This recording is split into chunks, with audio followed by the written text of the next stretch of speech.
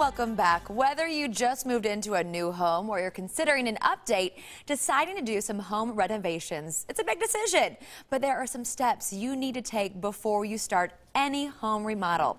Our KC Live home and real estate expert Elizabeth Sadie is back to walk us through the process. Okay, so what's the first thing a homeowner should know before they even begin a project? I would say the most important thing before you begin any project is finding out your home's true value. And how do you find that out? And potential value. Okay, and potential value. Because a lot of times folks have an idea in their house, like, oh, the house down the street was on the market for $275,000. That may not be what it's sold for.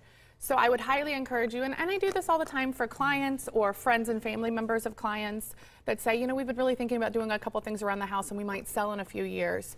So a way that you could get that number, one way would be to contact an appraiser and have them come do an appraisal of your property.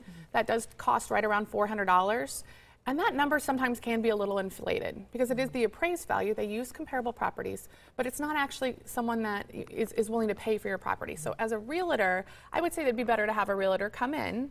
We do it all the time. Sometimes it's an hour. I'd be happy to stop by for an hour and help someone make an educated decision rather than come on the back side of things and say, oh, I wish you wouldn't have put in that $40,000 kitchen because we're not going to be able to get it out. Or it wasn't worth it. Yes. It wasn't worth it. Okay.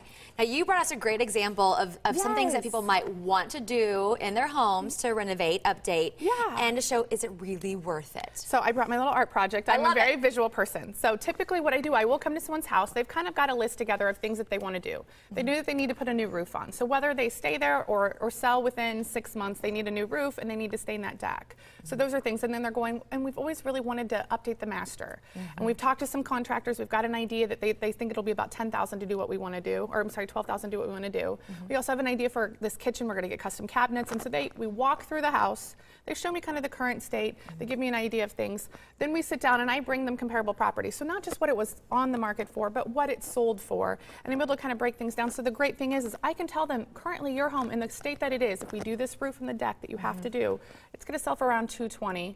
The maximum I could really see your house selling for, even if we did this crazy, amazing kitchen, is $260,000. So these are great numbers, but the really wonderful number is to see after you pay off your mortgage. It looks like right now you would sell, you're going to sell and you're going to make about $4,000. You're going to have $4,000 to take with you, which includes covering that new roof and that deck. And then if you were to do all these things, you really only have $42,000 at the end of the day. Some folks at that point go, you know what, whoa, we're going to back up. Okay, so you're telling me I have $42,000. I'm actually, let's not do the kitchen. Let's do that a little less, let's back it off. Because you won't get the money back. Let's you're save just that for the money next house. Trickling away. And then the bathroom, instead of doing the full remodel, why don't we just get new countertops and new mirrors and a new light fixture? And maybe take a little less risky approach because we also talked maybe about selling in 2 years, and so that gives us a few more options.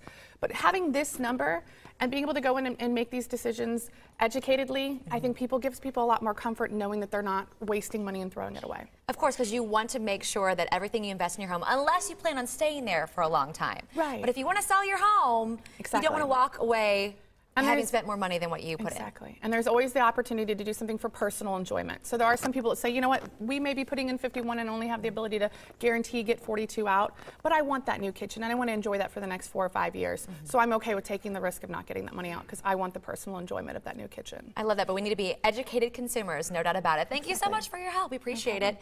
All right, let's check in with Michael.